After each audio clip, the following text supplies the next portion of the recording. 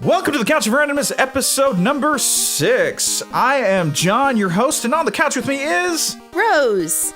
So today we're going to talk about the It sequel. There's some possible new casting rumors. So as game collectors, you might find something kind of weird in your cartridge. Let's see what that's about. That sounds scary.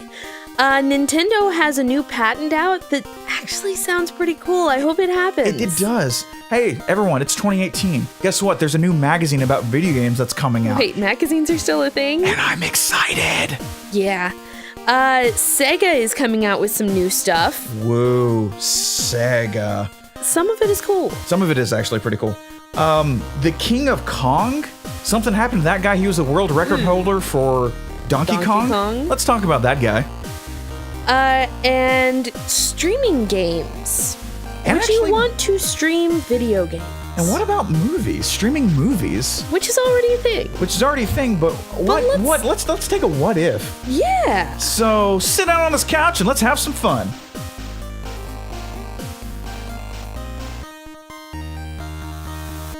All right, well, there was no real break this week. No. No, we actually didn't go see a movie. No, we're powering through the MCU. All of the Marvel movies. All of them before... Oh my goodness. Infinity War comes out. We've got 5 left at the time of this recording. Like that. So we're trying to get through those. Yeah, that'll be fun. Maybe we'll talk about that next week. Hopefully we'll be done by then. I hope so. Me too. We're going to try. And then we're working on a super secret project. Exactly. So we can't tell you about it yet. We can't tell you about it yet. When we're done, we will. Yeah. And let's be honest, we didn't want to see Rampage. Yeah. There's so many other things I would rather do with my life. So many more things. And so and just no. But we'll talk about a couple movies or I think it's just a movie, isn't it? Well, we talk about some movies. Some movies, yeah, we'll talk about some movies. So okay, so the It sequel is coming out, isn't it next year? I think so, yeah. Or it might be 2020. It might be 2020. But they actually just cast 2 more people. Is it rumored or is it cast? I thought it was rumored that they're trying. Variety broke the news. Talks are still early. Okay. Fine. Okay, so they're likely additions. Yes. They're talking about having James McAvoy be the main character, the leader of the Losers Club, Bill. Yep. And that was played by Jaden Lieberher in Chapter 1. And Bill Hader as Finn Wolfhard's character, Richie. And Finn Wolfhard was in Stranger Things, to make sure you guys remember. I don't hate these castings, actually. I kind of like it because they've already got Jessica Chastain as Beverly. Yeah, I was wondering what they were going to do because in Chapter 1, let's be honest, Finn Wolfhard was the biggest star. Yeah. I mean, but that might just be, biggest star in that he was actually known. Yeah, that he was actually known. Yeah. But you're coming with. But now you've switched it from, you have this one kid from Stranger Things, and you have Stellan Skarsgård's son. Yeah. So, I mean, you got some people in there that you kind of knew, or at least you knew the last names. But James McAvoy, Jessica Chastain, that's already a fantastic movie. I would love to see Jessica Chastain act opposite James McAvoy. Oh, absolutely. That would be great. And then you just throw in Bill Hader, who... He's funny as itself, so just taking what Finn did. And let him loose in a rated R movie. Oh, yes. Oh, my God. I am all in on this one. Like that would be really cool. If this is true, which, God, I hope so, because I really do hope so. Really make this movie, propel itself to a higher standard of what we wanted anyway. Yeah. Because, let's be honest, I really think that Chapter 2 is going to be boring. Yes. The story itself, I don't know how they're going to do that. No, I agree with you too, because it's when we watched the original 1990s one, 3 hours, that's a lot. That's a beating. And when they kept on going back and forth, it was the adult part. I lived for the kid part. Yeah, absolutely. The adult part, I liked finally having some kind of resolution, but it was the kid part that I was invested in. Is it cool too that with going back and forth with the adult and the kid part, the adults were just pansies. I'd say something else. They really were. We got to be clean. They were pansies in that movie, and like I understand that they never kind of grew up because of their tortured time. Yeah, because they were trying Pennywise. But because they were battling Pennywise with that. Exactly. But like on the flip side, none of the adults in that town ever really grow up because every 27 years this happens. True. Good point. So just the fact that they left the town helps. Yeah. No, and that's a valid point too. Because it was just, I'm with you. Like I'm scared for this sequel or part 2, chapter 2 with the adults. Even the book, apparently, like it goes back and forth. One chapter is about the kids, the next chapter is the adults, and then the kids, the adults, like it goes back and forth. Yeah. But with these three, with the like if these three actually make it. Yeah, if these three actually make it, I'm in. Yeah. Well, I'm already in, but yeah. I mean we'll already see it. Skarsgård's kid is coming back. Yeah. Bill. Okay. Bill's coming back. The director's coming back. Yeah. Like everyone who did the first one. And I think they're still going to have some flashbacks to the kids. And that would be great. Which I'm really excited about. Because that's what set the movie for me. That's what it really literally made this movie fantastic. Well, also they actually made the kids hang out before they started filming the movie. Absolutely. Like they actually, the director was just like, hey, you guys are going to be in this movie. I need you to be friends. I legitimately need you to be friends.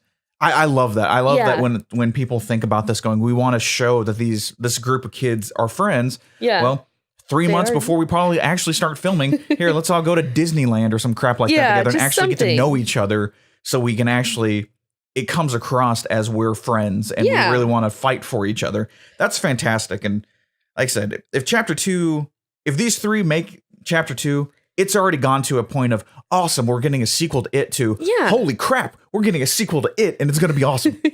And honestly, with these 3 big names, I don't even know that you really need another big name actor. No. Like you want to keep that to kind of a short list. Yeah. Because I was thinking about it like while we're talking right now, I'm like, who else would I cast? And I'm like, I can't really think of anyone like right off the top of my head. Yeah. For the Losers Club. So it'd be really hard, but I'm kind of with you. Like you've got 3 big actors. Yeah. You can kind of get someone who, oh yeah, I remember that guy from so-and-so or something like that. Which is almost where Bill Hader is. Yeah. Yeah. Bill Hader is that guy going, I know him. Yeah. I've heard his voice. Yeah. Oh yeah. He's the SNL guy. Yeah. We like him a little bit more because we're big in movies, but we know him a little bit more, but I'm like, man, that would be great to kind of just get a good core foundation, and they're building it. So I'm ridiculously excited now. I'm really excited to see what they do with this movie, and honestly, Bill Skarsgård is also interested to see what they're going to do with this movie. I listened to a podcast with him, and he was just like, I don't know where they're going to go, and I don't know how they're going to top this, but I hope they do. See, that makes me happy. Like, there's something about it going, he's in.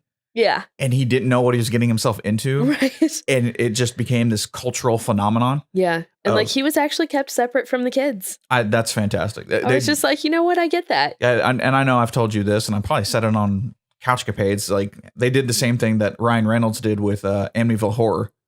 Huh. And during the filming of Amityville Horror, Ryan Reynolds actually stayed away from the kids and the family. That's right. Like he was in his own trailer away from everyone. So anytime he was not on set, he would just leave. Yeah. And at the end, like it got so bad and he separated himself so much that the actual kids thought he hated them. Yeah. And he felt so bad that at the end of filming, he just showered them with presents and was like, no, it wasn't that. It was how this character needed to be. Yeah. That I did it this way. Which I understand. Yeah, I get it, but I still feel bad for those kids. Yeah. It's cute. There's now scarred. Yeah, it's cute how Ryan Reynolds actually really cares. And actually, I think Abigail Breslin was one of the kids' actors, if I remember correctly. Probably. It's been a long time since I've seen that movie. Yes. If you remember correctly. If I remember correctly. I don't remember correctly right now. Okay. Well, it happens. So everyone knows we collect games. Yes. We love collecting. Love collecting games. Love collecting games. It's a weird hobby of ours. Well, it's not weird. It's not that weird. It's not weird. It's just it takes up a lot more time than you think it would.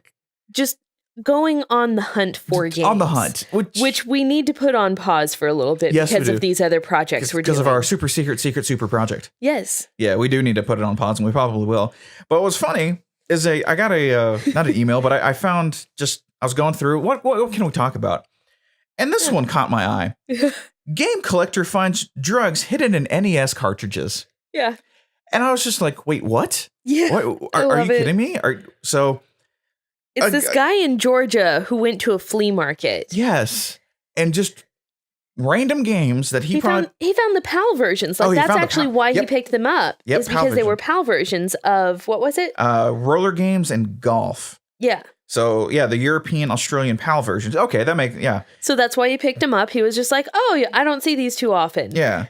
And then he was just like, wait, these are kind of heavy. That's what's funny to me. Like, wow, this, because we all know, or at least us who collect games, like when you pick up a cart from the SNES or the NES, you're like, you have about how heavy it's going to be. It's supposed to be about this heavy. And so like he picked it up and was like, this is a lot heavier than they're supposed to be. Yeah. That's weird. And so this guy ripped them open, like unscrewed the little screws. Ripped them open. He opened them up and found just 2 packs each. 2 of these like weird packages. 2 like dime bags? I mean, pretty much. I don't even know because I don't do drugs. Yeah, I mean, I have no idea what they are. They look like they're in tinfoil. Yeah. 2 tinfoil like sealed off bags in these cartridges. And they've been chilling there for like the last 30 years. And like he called the police about it because he was just like, well, I don't know what to do with this. Let me call the police so that they can clear this. Exactly. And they're thinking that there was some kind of drug ring between Europe and the US using game cartridges. Exactly. Because he found another user who found something, right? Yeah, another guy who picked up one of his golf, fans. Picked up one, and it had $5,000 in bills dating back to 1985. Oh my goodness. I mean, I don't know what you would like. Like they were folded up in the cartridge. The drug ones, I think it's funny that he called the police, but then I'm like, no, I probably would too. That actually makes sense. I would too. I'd be like, so I just bought these at a flea market down the street, and I need to get rid of these drugs. Yeah, there's cocaine all over the place. Please help me. Please come help me. Please do not arrest me. Yeah, I am trying to be a good person. Yeah, now that's about it. That also being said, if I open up a cart and $5,000 in it, I ain't gonna say a word. No. I'm gonna be like, got you, boo. I mean, that's just a happy thing for you. Yeah. But like, I would have no idea what to do with the drugs. Yeah, the drugs, I would call like the non-emergency police. Yeah, like, non-emergency number. So I just found these drugs. I would love. I don't know if Europe has the same things, the same laws that we do here in the U.S. because the 911 calls are public access. Right. All we have to do is go request them. If it's the same way in Europe, I would love to hear this guy going, yeah, so my name is so-and-so. I live at so-and-so. This happened in Georgia. Oh, this did happen in Georgia. Oh. This happened in Georgia. It was the PAL version that he found in Georgia. Yeah, you said that. I wonder if we can do that. That's if he called 911 and not the non-emergency number. I wonder if that's the thing too. Like the non-emergency number, no one records, but the 911 calls. Know. That's a good question. We should look this up and find out. Guys, if you can help us out and like leave us a comment on Twitter or YouTube, find us under @TheGeekLevel, either place. Yes. The Geek Level. Just let us know what happens with that. Like, is the non-emergency police number public record? Yeah. That'd be very interesting to find out. I would love to hear that. I would too. Just trying to explain. Explain what happened. So I've got these 3 bags of cocaine that I don't do drugs. I'm going to be honest with you. I don't know what to do with these. I think they might be 30 years old. It ages with time. Apparently, I don't know, but here you go. I have no idea. Just take the drugs away from me, please. Please take them away. Please take them away. Please do not arrest me. I don't want them. Please do not pass go. But yeah, that one's that's kooky to me, but it's very funny that I never thought about that. Yeah. When we go there is a lot of space in those cartridges, though. There's really a lot of dead space. And if you ever open one up or look online to see one open. Yeah. When I saw that, I'm like, wow. I hate saying that's actually really smart. It really kind of is. But it really kind of is smart. You got to give credit where credit's due. But yeah, it's just... And part of me is just like, well, should we start hiding money in our NES cartridges? That way we know where it is. People aren't going to search it. That's a good point. Then that way, like when we die, people are looking for our money and they never find it, and they just sell off our NES cartridges and then for some like guy's gonna be $1. Like shaking it and like, I hear something in this. That's weird. I remember this podcast. No, we gotta like fold it just right so that it doesn't shake. Tape it down. Yeah, get some of your double-sided tape. Get some double-sided exactly. tape. That would be funny. That would be hilarious. That would be really funny for someone to just, oh wow, I just found $100. Yay for me. I spent $10 on this game. That would be good. So going from old Nintendo to new Nintendo. New Nintendo. Nintendo has filed a patent, which doesn't really mean anything. Grain they have of salt. So many patents. But this is a crazy new patent, and it might already be installed in the Switch, like the working for this. I see that actually happening. And it's basically you can take 2 Switches, and the patent pictures have the Joy-Cons removed, and like put them next to each other, and you now have an extended screen. Yeah. That's the long and short of it. And for the moment, it sounds like they're just being controlled through touch, but you can have the option of connecting controllers, is what it sounds like. Yeah, I read this too, just so I understood it as well.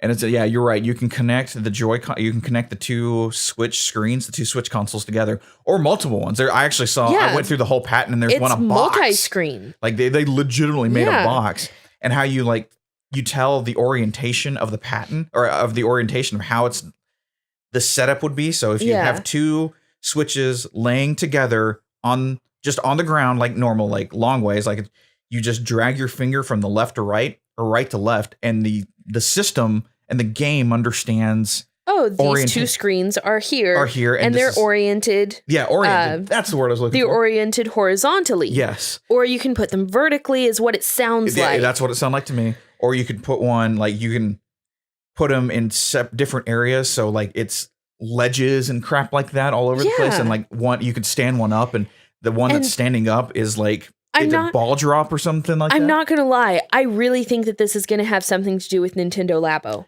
I agree. Because Labo is coming out in the next week. Yes. So I think that they're starting to look for Labo 2.0. I actually agree with you on that one. Because I was looking at Labo. We're probably going to buy it. But at some point. Yeah, not right away. Apparently there's a way to connect 2 Switches wirelessly together. So this just makes sense. I don't know if we're going to have like a weird connector that connects the Switch. I don't know if it's going to be one screen goes straight to the other. Yeah, or how the orientation works. Yeah. But the application actually awkwardly makes a lot of sense. One, because it's Nintendo. Yeah. And Nintendo do what Nintendo do. Pretty much. And 2, Nintendo doesn't seem keen on VR. And the more I'm looking at VR personally, the more I'm seeing how it was a great fad for 2-ish years. Yeah. And it's slowly just going away. I mean, Bitcoin doesn't help at all because we can't get hands on a graphics card. Yeah. I'm actually kind of happy that we have not put too much money into VR. Yeah. We have the PlayStation VR. But that's the thing we talked about. It's the lowest point of entry. Yeah, but it really is. Nintendo's always been, especially with the DS, the 3DS, AR. Yeah. And I'm not saying this will be an AR application, but it's Labo is almost AR. And it is. It's almost AR. It's a very physical thing. And I mean, that's what Nintendo does, is they want you to use your imagination with it. Yeah. So and plus Nintendo is so big on, you know what? We introduced this as a console, but I think that Nintendo always intended this to be a handheld. Yes. And for families to have multiple units. Yeah. And that's the thing. I know. I don't remember what we talked about. And now because they've shown that one family will have multiple units, like they've already started doing that. Yes, they've already pulled that one off. And you're right. I think that's when they were just like, you know what, let's go ahead and file this patent now. Yeah. Now that Nintendo Labo is coming out, we've announced that, just all this other stuff. Let's go ahead and file this patent. Let's do it. And you're right too, because as a console, only one console per household. Yeah. And I think Nintendo, because when they started out, it was take your console on the go. Yeah. And I know this year they've even said we're going to kind of change up our marketing strategy to do it where let's push it as a handheld that you can play on the TV. Yeah. And it really does go, all right, we need more than one because as a handheld, kids need different ones. Yeah. I mean, we have 2. We know other people that are getting 2. I mean, it's one of those things like it makes sense. It really does because with Brandy and Michael, like they have 1 Switch right now. Yes. And Brandy was telling me that, sometimes Michael would go in and not meaning to, but he would play under her profile instead of his. Michael, pay attention. So, yeah. So, just being able to separate that a little bit easier. Yeah. Like if Nintendo can get some kind of price drop, then I think, Switch? Yeah, I think that would help them a lot with pushing for this multi-screen. I will say, I agree. I don't know if they can, but if they could get some kind of price drop to where it's more in the handheld area, then I see them selling so many more Switches. I do too. I agree. A price drop would definitely help. And I think part of where that's going to come in is they're going to start selling just the system and not with the dock. Yeah, I see that happening here. I think that's a great idea. I could see that happening to ensure a price drop. Yeah. Because that right there would take at least $50 off. And that's the thing. I would say like the price drop, if they do something like that, I would say the price drop would be $250 and it won't be until E3 2019. Oh yeah, it's not going to happen this year, I don't think. Because it's too new. It's too new. And the way to pull it off too is I still have money saying Switch 2.0 is going to come out in 2019. They're going to show it at E3. Here's the Switch 2.0. Switch 1.0 is $250. $250. And Switch 2.0 is $300. Yes, I think they just flip what they're doing. And I wouldn't be think surprised. Right there, that point of entry will be so much more enticing to parents, people in general. Well, more enticing. Maybe not much more enticing. Yeah, but more enticing. Because I mean, they're still fighting. That's still $500 for 2 kids. Yeah, I mean, they're still fighting Xbox, which One S is $300. Yeah, and that's that point of entry. Well, I mean, at the end of the day, I hate to say it, graphics still win for most people. Yeah, but graphics still win, which is understandable. Which is fine. I'm a story based person myself. Yeah, but that 250 mark. Because that's what I wanted it to be when it first got announced. I'm like, it's got to be 250. Like we were both hurting a little bit. Yeah, 300 and hurt. We were both just like, oh, really, 300? 300 really hurt. Yeah. But I mean, looking at it now, I think 300 was right on the money because of for everything that it does. Well, for everything that it does, it is right on the money, which completely impressed me because this is the one system that I've ever had in my life going, I didn't know I needed that. Thank you, Nintendo. I knew that I needed it. I didn't know like for years I've been I think it was at some point where I was playing my 2DS or just a DS. Like that's how long ago this was. And you were playing your 360 or whatever. Whatever, yeah. And I was just there like, you know what? I really wish that I could watch my DS game on a TV. Yeah. And actually, I do agree with you. I do remember. I think we had that conversation. We've had that conversation. I mean, I have a 3DS, but I don't play it too much. Yeah. Because giant hands. Well, you don't have as many games that interest you on there. That's true. I just bought it because I wanted the collector's edition. Yeah, and there's a couple Zelda games. And then, yeah, I've got a couple Zelda games. There's a couple games I've that you'll play. Monster Hunter. But yeah, it's one of those things like I'm now officially on the I want it on the Switch. I've been on the train of I want it on the Switch. Since the Switch came out, you're just like, I want it on the Switch. Almost killed the 3DS because it's been real. It's been fun. But you know what? It's time. Yeah. I don't think Nintendo's ever going to kill that thing, though. I mean, we got games coming out in 2019. Yeah. So I don't think they'll ever. We've got some time with it. I mean, yeah, it's just going on. It's like this new video game magazine that's coming out. Magazines are still a thing. Magazines are still a thing, and I mean, because Kindle keeps on trying to get me to sign up for magazines for like $1 for a year. Ooh. And I'm just there like, no, Kindle, I don't want your magazines. No thanks, Kindle. But especially since it's a video game magazine. Yeah, that's what sounds gets me. Pretty cool. Because I mean, we have Game Informer. Yeah. And off the top of my head, that's the only video game magazine I can think of. That's still around today. I know when I used to work at CVS, we would stock. There was an Xbox magazine and a PlayStation magazine. I don't know if those are still around. Okay, so I'm not 100% sure. At least 3, but this one is called A Profound Waste of Time. I love that title, awesome title so much. It's so cool. But So what's it talking about? Okay, so the idea is that it plays host to a rich variety of voices from inside and outside the video game industry. And when you pull up a Profound Waste of Time, apwot.com, it literally says is a new independent magazine that celebrates games as an art form. That's awesome. That I'm in. I'm 100% in on that one. But we're also like looking for art books to collect and whatnot.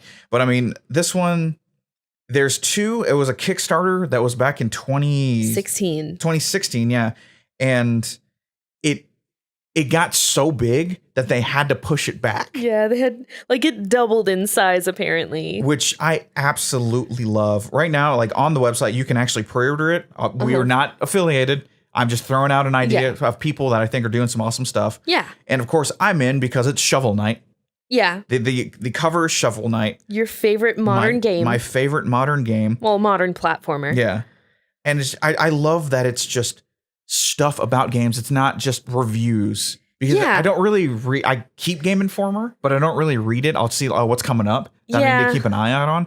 But I'm more interested in editorials and like what this developer finding out about the developers and the artists and the directors. The pain they went through of we didn't think this was going to work. And we magically figured it out at the very end and got it into the system or got it into the game code. Stuff like that I'm very interested about. And that's what I'm kind of hoping this is, where it's just video game developers inside and outside of that industry, where they're talking about the art and, we really wanted to go for this art and it took us 6 months to finally pen it down because we couldn't all come to an agreement. And then one day my little daughter came up and she goes, "Daddy, I drew a character and I fell in love with it and everyone else did." Something like that. Well, like Okami, I was just looking that up and that was not supposed to be cell shaded. Seriously? That was supposed to be like more real life graphics. But because it came out on the PS2, they just couldn't get the load times to sync up. So somebody suggested the cell shading, and that's actually how one of the main game mechanics came in. Okay, that's cool. See, stuff like that I find so interesting. It's so cool. That is so cool. Do they have a release date for this? Release date for A Profound Waste of Time. It looks to be standard and special edition with an ETA of May of this year. So next month. Crap. Yeah. Okay, so that's awful for us. Yeah, the special edition great for them. Is a glow in the dark cover. That's pretty cool. It is sold out. That's okay. That is okay because it's all in British pounds. I don't even want to know how much that is. 35 British pounds. Which was $40. This one, the standard edition is 20 British pounds, but to ship it to the rest of the world, which is us, it's 25 pounds. So we're paying more for shipping than we are for the actual, I'm guessing, book. They're saying magazine, but it legit looks like... magazine might just mean that it's soft cover. Okay, I was like, it legit looks like a book. That's my guess. And so this is going to cost us like $66 or something like that. Assuming we can get it. To get it to us. Depends on budget. Depends on budget, yeah. Super secret project. Yes. But, I mean, if anyone like is interested in that stuff, definitely go check this out. Please. I think this is awesome. Or if you want to get us our own copy, then message us and we'll send you our contact information. P.O. box. If this happens, I'll have to go make a P.O. box. That's fine. We can make that happen. We can make that happen. But yeah, art. I always find art. Like, we appreciate gifts. Oh my God. And yes. We would love you forever. That's true. We will love you forever. Even though we already love you now. But we love you. But you don't. Nobody has to do that for us. But yeah, if you love art, if you love art in general, or very interested in video game art or the industry itself, I am. This looks really cool. I am 100% behind this. I'm so sad that I didn't see this on Kickstarter. If I was on Kickstarter 2 years ago, we totally would have backed this. I would have backed this in a heartbeat. Oh yeah. So that'd be fun. So what's this next thing about? This is Sega. Sega's doing stuff. Sega is actually doing stuff. So they are coming out with a Mega Drive Mini. The 14th one. Yeah, similar to the NES Mini and the Super NES Mini. Yeah. Or Classic. So you got really excited when you heard about this. I did, yes. Have you read anything more about it? I have not. Do you want me to spoil it for you? Please spoil this for me. Okay, so you remember when the Sega Genesis flashback came out? Yes. And how it was made by At Games? Yes. So is this one. Oh. Yeah, the Mega Drive is also being made by At Games. It's their newest hardware that's going to be doing this. Okay. They also have done some retro Atari consoles. Yeah, I remember those. So I don't know. That's, I don't know how excited I am about this. That's disappointing because I thought this was Sega doing it. That's what I thought too. And I don't know if At Games had Sega's permission on the Genesis one. Uh-huh. If they did, then crap. God. Oh God in heaven. Well, because I mean, the biggest problem that I remember with that new mini, or not the one that At Games did that came out last year or a year and a half ago. The Genesis one, it had one Sonic game. Yeah. I'm like, how do you do that? Yeah. You're a Sega system and you have one Sonic game. I think by the way, 2 or 3. Let's keep in mind that Sonic didn't come out until the Genesis. Yeah. It did not come out on the Mega Drive. So I don't know about this one. Now that you said that, you did kind of like bust my bubble a little bit. Okay, so I can reinforce your bubble just a little bit for Sega. Okay. Not for this gaming system. Oh no, I'm all for Sega. But Sega is going to bring at least 15 games to the Switch. See, that makes me happy. So they've already confirmed Sonic the Hedgehog. It doesn't say which one. Yeah. Thunder Force 4. Yes, Thunder Force. And the one that I'm kind of excited about, Phantasy Star. I've too. I've heard about Phantasy Star and I've been wanting to play it. And I just haven't had a chance. So I'm really kind of excited that this is coming to the Switch because that's just fantastic. That's the one I'm kind of excited for too. I'm all for having some Sonic, obviously. Yeah. I love Sonic. But yeah, that Phantasy Star one actually caught my eye too, going, I've heard nothing but good things about that game. Yeah. And I think we're on like Phantasy Star 5 or 6. Like, I don't know. I feel like it should be like 20. It came out on the Mega Drive. The Mega Drive came out in the US in 1989. Yeah, I want to. And then the Genesis came out like 92-ish. Yeah, I want to. Because I only know these things because I read Console Wars, and like they kept on talking about the year because I'm awful at remembering years. But yeah, I think we're up there, like 5 or 6. Cause I remember Phantasy Star a Phantasy Star came out on the PS4 recently. Yeah. And not very good, apparently, if I remember right. Well, I think Phantasy Star 2 was actually the big best one. Yeah. I get that. No, it was Phantasy Star Online. Yes, that's right. I think that one was the big one. Yeah. I'm in for this one because, again. I want to try it. Games on the Switch, bring them to me, give them to me. I know games that were announced. Another one that I'm stupidly excited for is the Mega Man X Collection 1 and 2. Oh, yeah. And I think that's the July. The Legacy Collection. The Legacy Collections, yeah. Yeah, I think that's X is July. Mega Man comes out in May.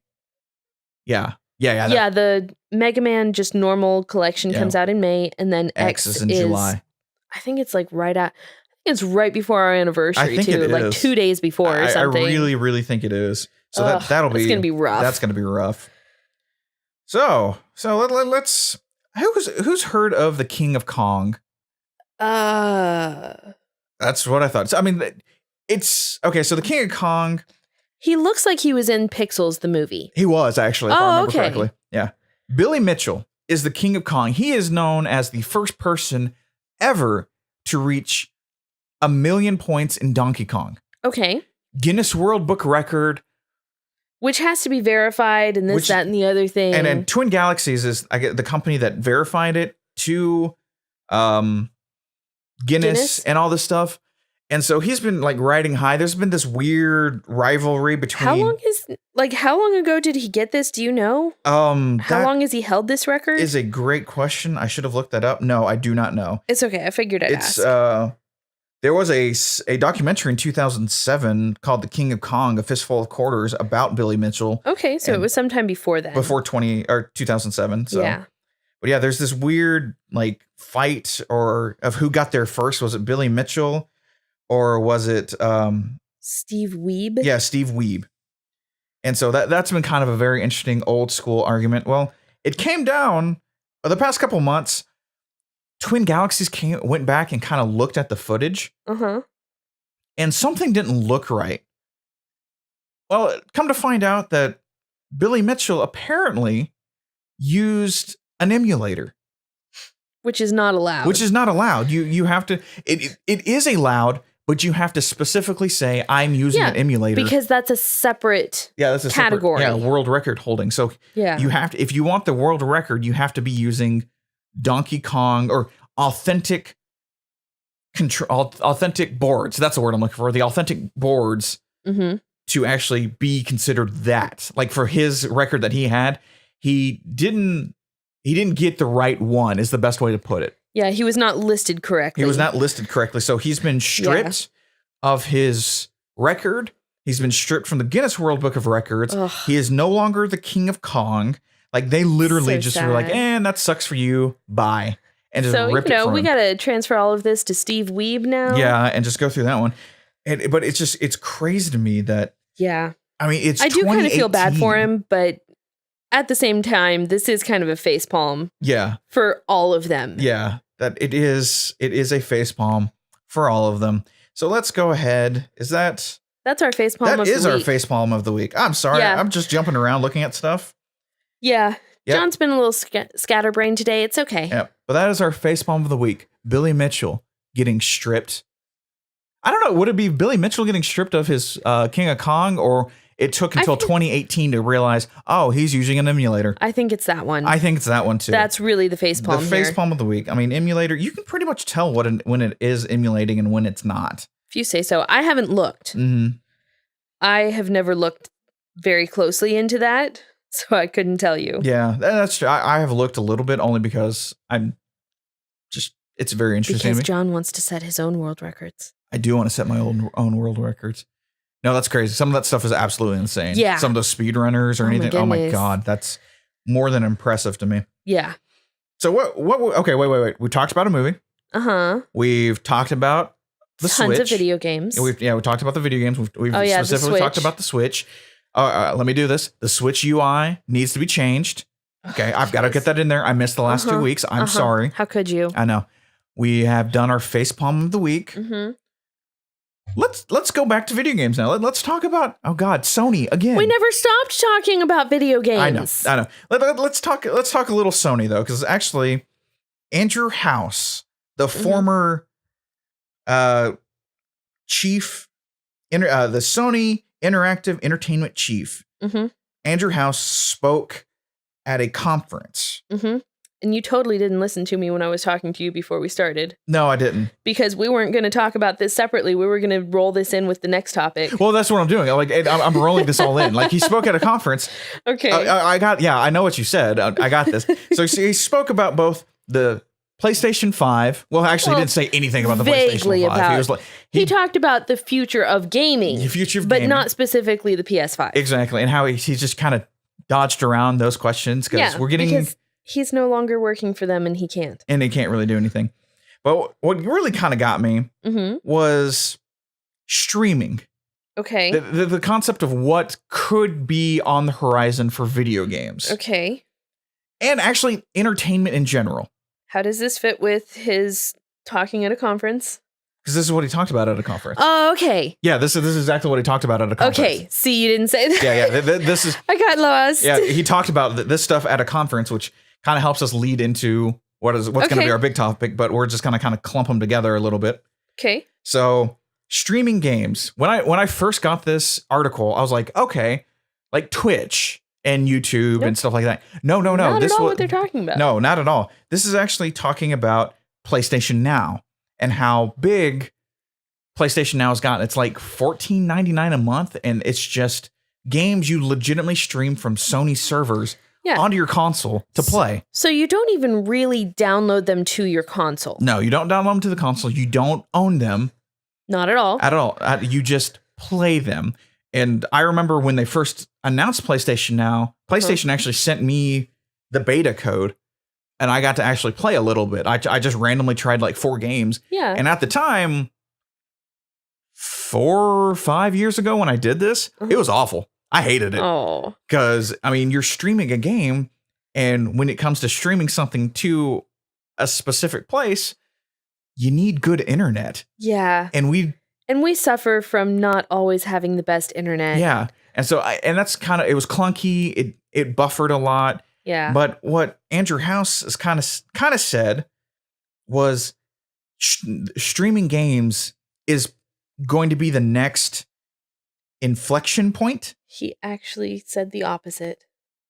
Well, no. He said like it could be like okay. He said he sees it going in that direction while still having discs and everything else, because he understands, and the article, it understands what I just said about internet. There's some people out in the middle of nowhere who get absolutely awful internet. You need a disc. You need to download it. Yeah. But what kind of gets me is that I see this picking up a little bit of steam because of, one, Xbox has created a whole cloud gaming division just on that one. Which is crazy to me. 2, PlayStation has it. 3, Netflix. 4, Disney Flicks. Yeah. I think that's what we'll call it that right now. That's what we'll call it. But yeah, I see this kind of, I don't know if it's going to take away from people who buy the discs, but it's very interesting to like backwards compatibility, because you don't need the emulation. You don't need the software. You can just stream it to your console. So I see that if it does it that way, I see it kind of. Don't you still need the software for this? No, you technically do not. If you are streaming it from somewhere else and all your console is doing is receiving that, you technically do not need any kind of emulation software on your PlayStation 4. So in theory, yeah, we can play PlayStation 1 on PlayStation 4 because how it's set up, but we can't play 3. In theory, you can play 3 now because it's coming from Sony's servers, and they're doing all the horsepower, all the work to just where you're receiving the video. So help me out with something here, because I'm still not sure that I understand this. Okay.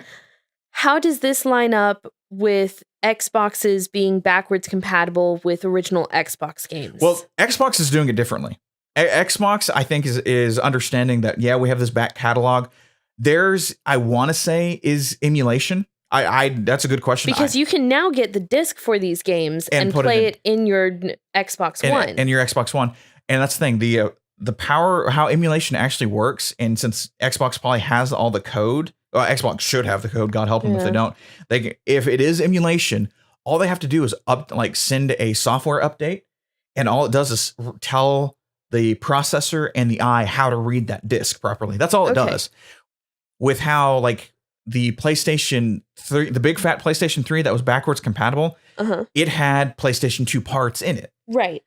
And then what I have now. Which is what you have now. Yeah. One of those PlayStations, the 80 gig PlayStation 3 was emulated. And so all the discs were read correctly, minus a couple. That was up until they put out a software update. Yeah. And they took that away. And so that's what Xbox is, I'm assuming, is doing. Is it is emulation at its base form. I know I could be completely wrong, but as I see it, base form emulation, that they're just taking the code and going, this is how you read this disc. It's going to be Red Dead Redemption from the Xbox, but you're supposed to read it like this and play it like this. You know what's crazy about all of this talk about streaming games? What's that? Sega actually talked about this. Really? Back in the 90s. Really? Yeah. I didn't tell you about this beforehand because I wanted you to be surprised. Okay, no, I'm good. So Sega actually was in talks with cable companies. What? They were going to have a channel. You might have heard of this with your shocked face. They were going to have a channel for the Genesis that you could tune to, that you could change your channel, and you could actually stream Genesis games on your console that you didn't actually own. That makes sense. Okay. That was actually a thing that they were talking about in the 90s. Because I am on Facebook Marketplace, I think. Yeah, it was Facebook Marketplace. I found a gentleman selling a 32X a Sega CD, the Master System Power Base, and he had a Sega TV thing that I've never heard of in my life. I was like, I think you mentioned that to me, and I was just like, I don't want to tell you. What in the world is this thing? But yeah, like they actually mention it in the book Console Wars. Like they are in talks. They're gonna try and bring this in, and that's actually one of the reasons that the video game, the rating system, the ESRB. Yeah, that's one of the reasons that that parents in Congress really pushed for it. Okay. Because they were just like, wait, now you're going to bring even more of your super violent games into my household with this? All right. So I don't know if they ever actually got it off the ground. Yeah. The book ended before they actually talked about it. Yeah. But yeah, like they were actually going to have this. I don't remember if you had to have a specific TV for it. Yeah. But it was going to be a cable channel. See, that's crazy too, because you can buy, if you buy, and someone correct me if I'm wrong, I'm pretty sure if you buy a Sony TV, it has PlayStation Now already in it. And all you have to do is go buy a Sony PS4 wireless controller, connect it to your TV, pay for the service, and you can play games on PlayStation Now off your TV without having any PlayStation. That's nuts. So it's very interesting. Like if we go to this service-based model, I don't know if I like it. I'm not sure because I still like. We collect. Because that's the thing. Like it's the whole shift in society going from I want to own everything to no, I'm okay with renting everything. I'm okay with renting everything. That's what Netflix is. Then you can't like go to GameStop and trade in your game because it's all cloud-based. It's all cloud-based. You'll never technically own that game. But on the flip side, you're also paying less per month than you would on these actual games. Mm-hmm. See, so it's even better than back in the day when you went to Blockbuster and would get games for your Genesis. Yeah, and you would end up renting it so many times that you could have just bought the game. Thing, yeah. I literally just thought of this too when it comes to the idea of the streaming concept. You don't own the games. Right. Technically, you don't own the games you actually buy either, but streaming, technically, you don't own it. Yeah. What happens, especially for us, since we are YouTubers, No, we're YouTubers. I'm going with this route. I wasn't sure which way you were What going. if we do it this route where, I mean, it has to know what ISP it's sending the signal to for us to stream said game to play it, and we're recording it. Okay. In theory, PlayStation could shut down our PSN name if they don't like what we're doing.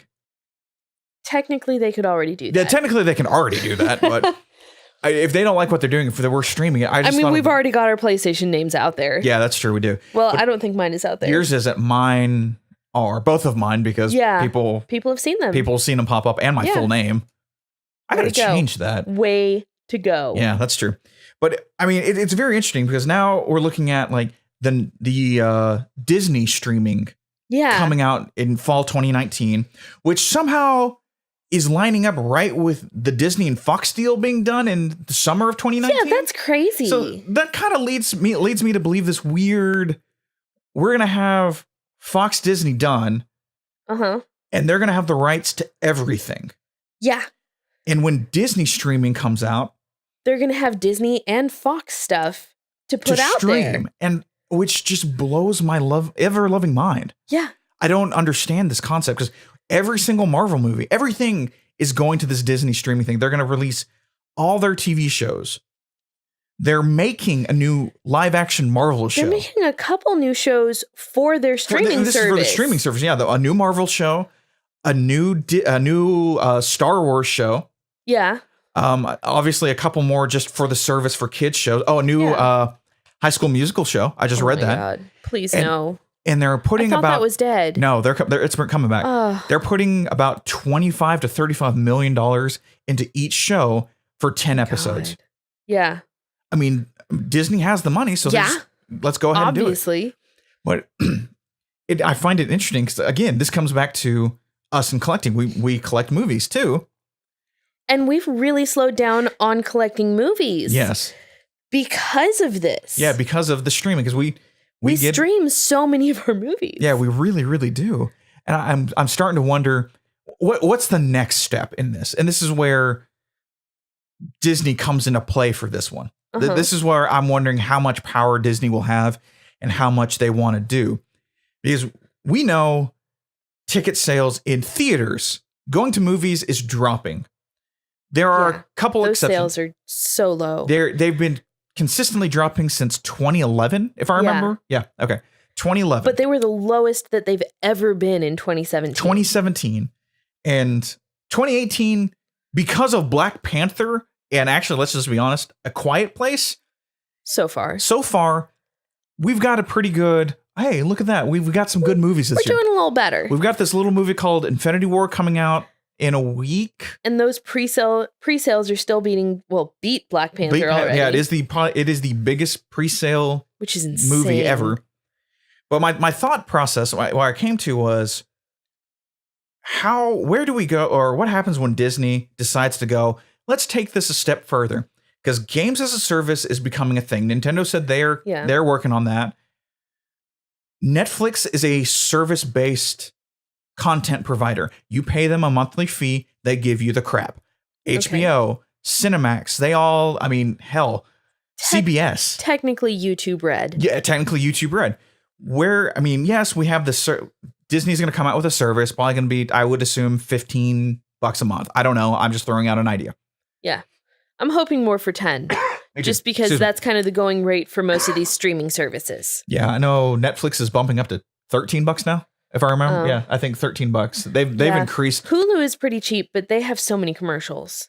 That first world problem, baby. Seriously. But all right, let's say at base price you get $15. You get all the movies that have come out, all the TV shows, and all this stuff. With no commercials.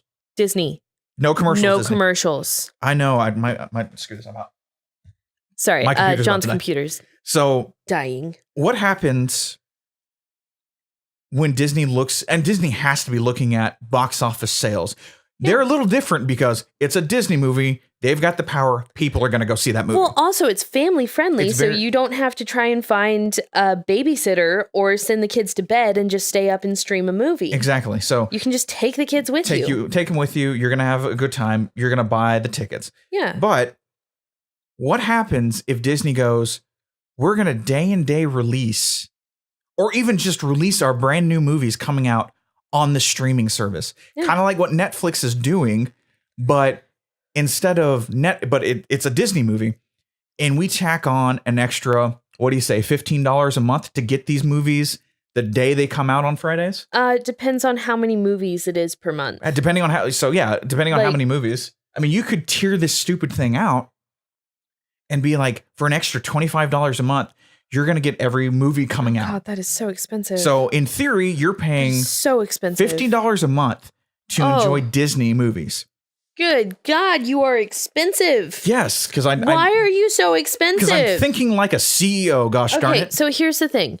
Disney is actually going to want to keep it somewhere around $5. Yeah. Because that's going to get so many more people to sign up for it. Exactly. And they will gain more money off of that than they would off of ticket sales. Because ticket sales, they have to split that with the theater. With the theater, yeah. So even at $5, they're still bringing in a profit. Okay, so yeah, and that's what I'm saying. What if we, instead of the $15, what if it's an extra $10 a month? At a month, you're paying $25 a month. Let's say that the streaming service is $10 okay, a month. Let's make this family friendly. Okay, so the streaming service is $10 a month, and the add-on bonus of seeing movies either day and day. Day and day, he means day of. Day of it comes out, or heck, even a week later. Oh my God, you said heck. Well, I said hell earlier, and I said it again. So you're spending $20 a month.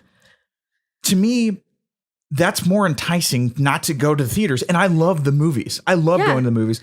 But like, there's no reason for us to go to theaters. We don't get the popcorn. No. Like, we don't like ices.